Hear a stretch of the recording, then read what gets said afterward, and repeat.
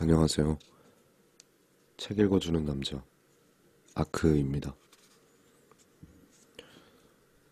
지난 회차에 읽어드렸던 헨리 제임스의 단편선 밝은 모퉁이 집에서 The Real Thing 파트 이어서 읽어드릴게요.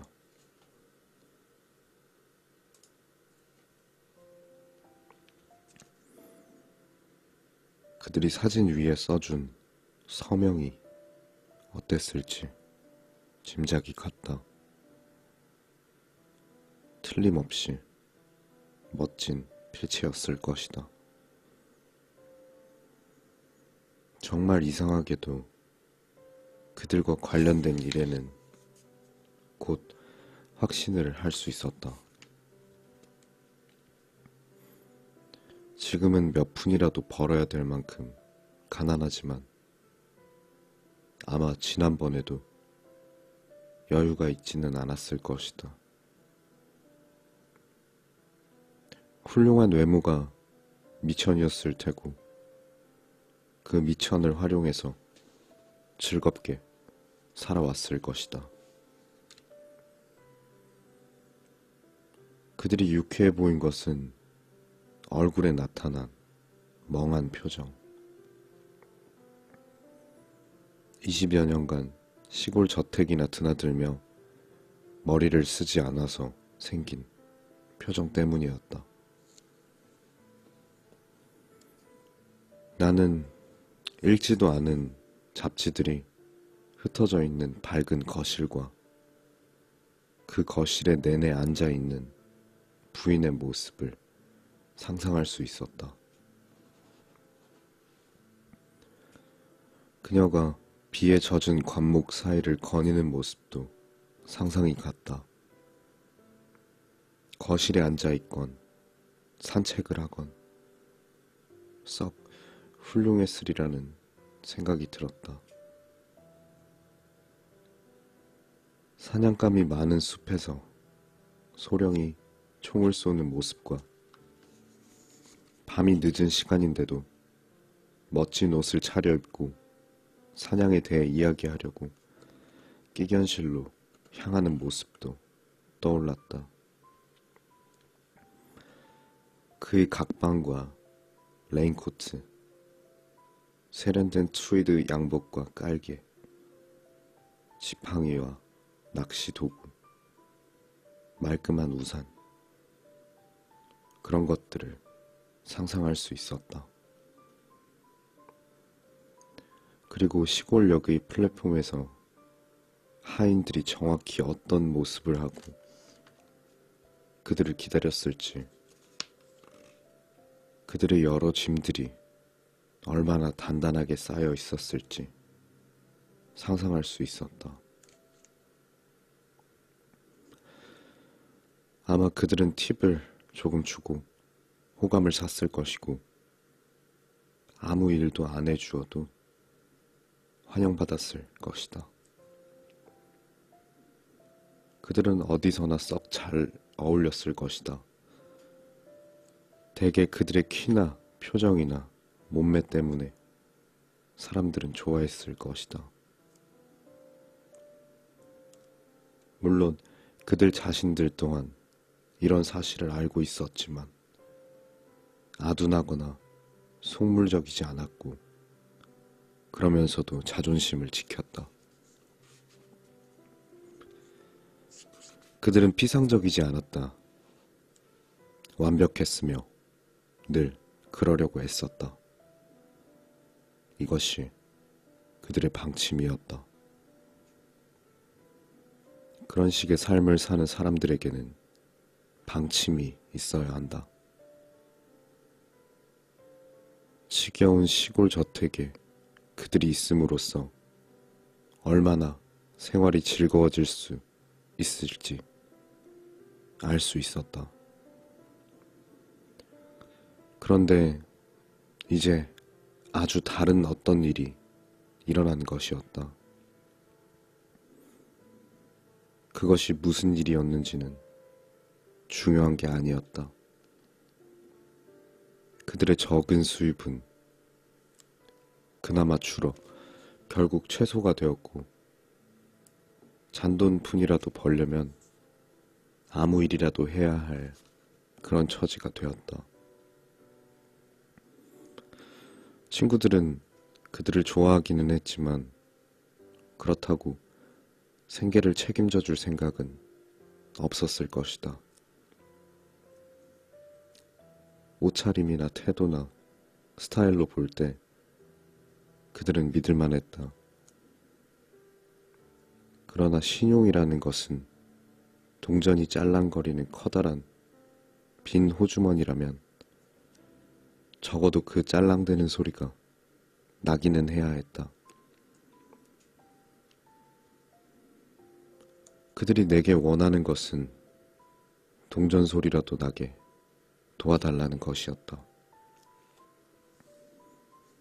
내가 곧 알아차렸듯이 다행히 그들에게는 아이가 없었다. 그들은 아마 우리의 관계가 비밀에 붙여지길 바랬을 것이다. 몸매만 모델로 써달라고 한 것도 이 때문일 것이다. 얼굴을 그리면 사람들이 자신들을 알아볼 테니까. 나는 그들을 좋아했다. 그들의 친구들이 느꼈을 그런 류의 호감을 갖게 되었다. 단순히 그들이 모델로 적합하다면 채용하지 않을 이유가 없었다. 그러나 이렇게 완벽한데도 어쩐지 미심쩍은 구석이 있었다. 결국 그들은 아마추어였고 내게는 아마추어 혐오증이 있었다. 또 내게는 다른 궤벽, 진짜보다는 재현된 주제를 더 좋아하는 타고난 궤벽이 있었다. 진짜의 결점은 너무 쉽게 재현의 걸림돌이 된다는 것이었다. 나는 진짜보다는 오히려 그럴싸해 보이는 게 좋았다. 그런 것에는 믿음이 갔다. 그들이 진짜인지 아닌지는 부차적인 문제고 또한 무익한 질문이기도 했다. 오히려 고려해보아야 할 다른 문제들이 있었다. 우선 이미 내가 쓰고 있는 모델이 두서너 명 있었다. 한 사람은 켈번 출신으로 알파카 양복을 입는 발이 큰 젊은이였는데 내 사파의 정규 모델이 된 지 2년쯤 되었다. 좀 부끄럽긴 하지만 그때까지 나는 그에게 만족하고 있었다. 나는 방문객에게 이런 상황을 설명했다. 그러나 그들은 내 예상보다 훨씬 더 주도 면밀했다. 우리 시대의 작가 중 한 사람이 호화 장정본이 기획되고 있다는 말을 클로드 리베시로부터 듣고서 일자리를 얻을 수 있으리라 생각했을 것이다. 그는 아주 뛰어난 소설가였으나 오랫동안 대중들로부터 외면당해왔고 주의 깊은 비평가에 의해서만 높이 평가를 받아왔다. 그러다가 말년에 이르러 비로소 문단에서 주목과 각광을 한몸에 받게 되었는데 바로 그의 작품을 기획 중이었다. 나중에나마 이런 평가를 받은 것은 대중들이 무언가 새로운 관점을 갖게 되었다는 뜻이었다. 유명 출판사가 그의 소설을 호화 장정본으로 기획하는 데는 사실 그에 대한 보상의 의미도 있었다. 그것은 영국 예술이 가장 독립적인 정신을 지녔던 작가에게 바치는 일종의 경의의 표시였다. 모나크 부부는 그 기획 중 내가 맡은 부분에 그들을 모델로 써줬으면 했다. 그들은 내가 그 연재물 중 첫 번째 권인 러틀랜드 램지를 맡고 있다는 사실을 알고 있었다. 하지만 이 첫 권은 시험용이었다. 나머지 책들의 사파를 그리기 위해서는 정말이지 이 사파를 만족스럽게 그려야 했다. 나는 그 사실을 그들에게 분명히 알려주어야만 했다. 만일 이 사파를 제대로 그려내지 못하면 출판사 측은 가차없이 사파를 그만 그리라고 할 것이다. 그러므로 이 일은 내게는 아주 중요한 일이었다. 그리고 자연스럽게 나는 특별한 준비를 하고 있었다. 필요하다면 새로운 사람을 찾아보고 최상의 유형을 확보해야만 했다. 하지만 모든 역할을 다 맡아줄 두세 명의 훌륭한 모델을 정해놓고 쓰고 싶은 게 솔직한 심정이었다. 저희가 특별한 옷을 자주 입어야 하나요? 모나크 부인이 쭈뼛대며 물었다. 여보, 물론 그럴 거야. 그게 우리 일의 반인걸.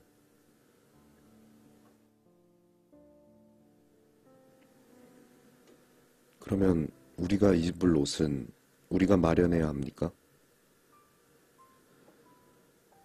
아, 그렇지는 않습니다. 옷은 여기에도 많이 있습니다. 모델들은 제가 원하는 옷으로 갈아입습니다. 그러면 옷을 함께 입나요? 옷을 함께 입다니요? 모나크 부인은 다시 남편을 보았다. 그가 설명했다. 아, 아내는 같은 옷을 여러 사람이 함께 입는지 그걸 물어보고 있는 겁니다. 나는 그렇다고 털어놓을 수밖에 없었다. 덧붙여서 그 중에 몇 벌은 정말 100여 년 전에 살던 사람들이 진짜 입던 옷이라고 덧붙여서 말했다. 지금은 사라진 짧은 바지를 입고 가발을 쓰던 세계에 살던 그들과 유사한 유형의 사람들이 입던 옷이라고 말했다. 우리에게 어울린다면 뭐든지 입을 수 있습니다. 소령이 말했다. 제가 정해드리죠. 그림에선 그 옷들이 썩 괜찮아 보이거든요. 전 현대적인 내용에 더 잘 어울릴 거예요. 하지만 원하신다면 원하시는 대로 하세요. 모나크 부인이 말했다. 이 사람은 옷이 굉장히 많습니다. 현대물이라면 아내가 가진 옷만으로도 충분할 것 같습니다. 이어서 남편이 말했다. 부인에게 아주 잘 어울리는 장면이 떠올랐습니다. 그리고 나는 진부한 소재를 엉성하게 얽어놓은 이야기를 떠올렸다. 이 훌륭한 숙녀는 아마도 그 조약한 공간을 메울 수 있을 것이다. 하지만 이런 종류의 일을 할 모델은 이미 있을 뿐 아니라 그 모델이 그 일의 완벽한 모델이라는 사실을 떠올려야 했다. 다만 저희가 어떤 인물과 더 유사할까 생각해 본 것 뿐이에요. 자리에서 일어서면서 부드럽게 모나크 부인이 말했다. 남편도 일어섰다. 그는 신락 같은 희망을 품고 나를 보며 서 있었다. 이런 훌륭한 신사가 그런 표정을 짓는 게 나는 감동적이었다. 자기가 말하려는 것을 내가 대신 말해주길 바라고 있었지만 그럴 순 없었다. 그가 무슨 말을 하려고 했는지 짐작이 가지 않았다.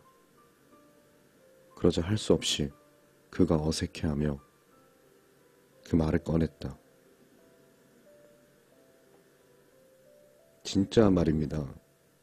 저 진짜 신사와 진짜 숙녀를 모델로 하는 것 말입니다. 나는 진짜를 모델로 삼는 게 대단한 일이라는 것은 인정했다. 소령은 이 말에 용기를 얻어 날 쳐다본 후 목이 메어 말을 이었다. 끔찍하게 힘듭니다. 우리는 안 해본 일이 없습니다. 부인의 목매인 호소는 여러 가지의 일을 의미했다. 견딜 수 없어진 모나크 부인은 어느새 소파에 쓰러져 눈물을 흘리고 있었다. 남편이 옆으로 가서 앉아있던 아내의 한쪽 손을 잡았다. 그러자 그녀는 나머지 한 손으로 눈물을 훔쳤다. 그러면서 나를 올려다 보았다. 나는 어찌할 바를 모르고 있었다. 별의별 곳에 다 가보았습니다. 기다리면서 기도를 하곤 했죠. 처음에는 아시겠죠? 아주 엉망이었습니다. 비서직 같은 일이었냐고요? 하인 노릇이라도 기꺼이 했을 겁니다. 어떤 일이든 했을 겁니다. 힘이 세니까 심부름꾼이나 광부일도 했을 겁니다. 금줄이 달린 모자를 쓰고 양복점 앞에서 문 여는 일이나 역 근처에서 어슬렁대며 짐을 나르는 일이나 우체부 일도 마다하지 않았을 겁니다. 근데 사람들은 거들떠보지도 않았습니다. 나 정도의 사람은 즉석에서 얼마든지 구할 수 있으니까요. 포도주나 마시고 사냥을 하던 신사가 불쌍한 거지가 돼버린 겁니다. 어떻게 해야 할지 알게 되어 그들을 안심시킬 수 있었다. 시험삼아 1시간 동안 작업을 해보자는 내 말에 그 방문객들은 곧 다시 일어났다. 우리가 이런 이야기를 하고 있는데 문이 열리더니 젖은 우산을 들고 첨양이 들어왔다. 첨양은 마이다 베일까지 버스를 타고 거기서부터 반마일이나 걸어온 것이다. 그녀는 약간 지저분한 데다 옷 몇 군데 흙탕물이 튀어 있었다. 그녀가 다시 들어오는 모습을 보자마자 저런 볼품없는 사람이 책 속의 인물에 포즈를 취할 땐 어쩌면 그렇게 멋져 보일까? 그런 생각을 다시금 했다. 그녀는 보잘것없는 조그만 첨량에 불과하지만 로만스의 여주인공 역할을 썩 잘해내곤 했다. 그녀는 런던 빈민가 출신의 주근깨 투성이에 불과하지만 멋진 귀부인에서 양치기 처녀까지 모든 역할을 능숙하게 해내었다. 좋은 목소리나 찰랑대는 머리카락을 타고난 사람이 있듯이 그녀는 이 방면에서 천부적인 능력이 있었다. 그녀는 특별히 매력적이지도 않고 맥주를 좋아하지만 두세 가지 장점과 요령을 갖췄고 경험 또한 풍부했다. 그녀에게는 타고난 지혜와 유연한 감성이 있었다. 그녀는 열심히 극장을 드나들었고 별별 재주를 다 가지고 있었으며 특히 H 발음을 제대로 하지 못했다. 소령 부부가 주목한 첫 번째 사실은 그녀의 우산이 젖어 있다는 것이었다. 흠잡을 데 없이 완벽한 그들은 그걸 보자마자 움찔하면서 이렇게 말했다.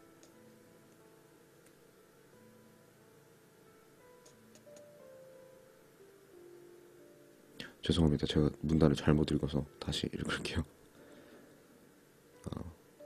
흠잡을 데 없이 완벽한 그걸 보자마자 움찔했다. 그들이 도착한 이래 계속 비가 내리고 있었다. 온통 다 젖었어요. 버스 안에 사람이 얼마나 많은지, 화실이 역 근처면 얼마나 좋아요. 첨량이 말했다. 나는 그녀에게 가능한 한 빨리 준비하고 나오라고 지시했고 그녀는 늘 옷을 갈아입던 방으로 들어갔다.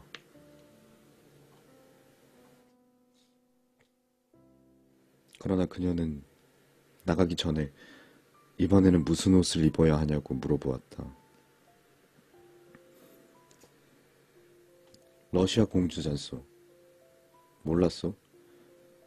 칩사이드에 연재하는 검은 벨벳 옷을 입은 황금빛의 눈, 거기에 나오는 공주잖소.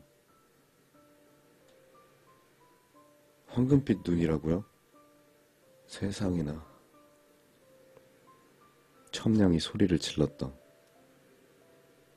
그녀가 나갈 때 소령 부부는 유심히 그녀를 지켜보았다. 그녀는 늦을 때면 내가 돌아오기도 전에 스스로 옷을 차려입고 나왔다. 나는 일부러 소령 부부를 붙잡아 두었다.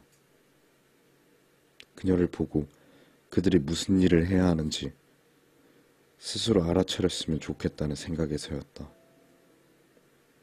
그녀야말로 나의 이상적인 모델이라고 이야기해 주었다. 그리고 정말 영리하다는 말도 덧붙였다. 저 여자분이 러시아 공주처럼 보이십니까? 모나크 소령은 놀란 기색을 애써 감추며 물어보았다. 제가 공주로 그려내면 공주처럼 보입니다.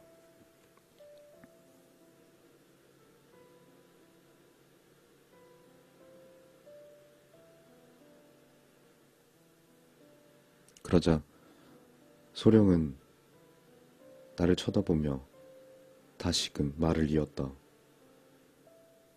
자, 여기 귀부인이 있습니다. 이미 완성된 귀부인이 여기 있습니다. 아, 나는 러시아 공주는 아니에요. 약간 쌀쌀맞게 부인이 대꾸했다. 그녀가 러시아 공주를 몇 명을 알고 있으며 그들을 싫어한다는 사실을 짐작할 수 있었다. 첨량의 경우에는 전혀 걱정 안 할 복잡한 문제가 벌써 생긴 것이다. 그 젊은 아가씨는 검은색의 벨벳 옷을 입고 불그스레한 손에 일본 부채를 들고 등장했다. 내가 지금 그려내려는 장면에서는 누군가의 머리 위를 바라보는 자세를 취해야 한다고 일깨워 주었다. 누구 머리인지는 잊었지만 어쨌든 그건 중요한 문제가 아니오. 머리 위를 보는 자세를 취하세요. 난로 위를 보는 게 낫겠어요. 첨량이 말했다. 그녀는 자세를 취했다. 꼿꼿하게 서서 머리는 살짝 뒤로 젖히고 부채는 약간 앞으로 내렸다. 적어도 편견에 찬 내 눈에는 멋지고 매력적이었으며 이국적이면서도 위험해 보였다. 이런 상태의 그녀를 뒤로 남겨두고 나는 모나크 부부와 함께 계단을 내려갔다. 저 정도 포즈라면 저도 할 수 있겠어요. 모나크 부인이 말했다. 그녀가 초라하다고 생각하시는군요. 하지만 예술의 연금술을 참작하셔야 합니다. 하지만 그들은 진짜를 보여줄 수 있었다는 자신감에 차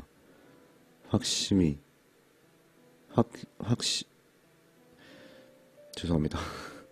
하지만 그들은 진짜를 보여줄 수 있다는 자신감에 차 확실히 더 안심하고 떠났다.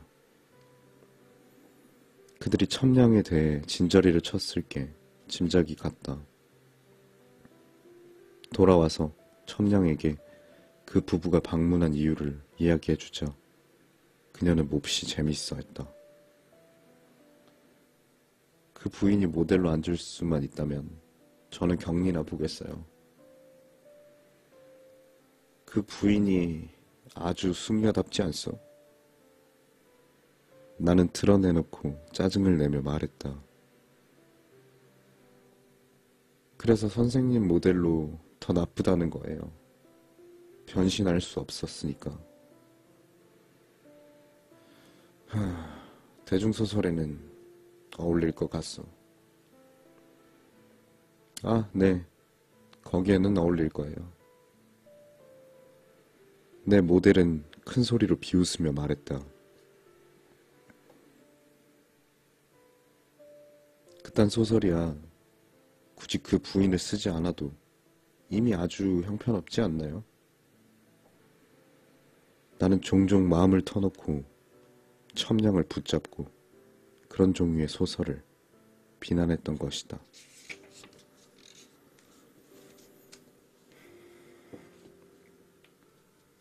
네, 두 번째 파트는 여기서 끊도록 하고요. 유난히 오늘 실수가 좀 많았는데 그래도 끝까지 들어주셔서 감사합니다. 다음 회차에 또 뵙겠습니다.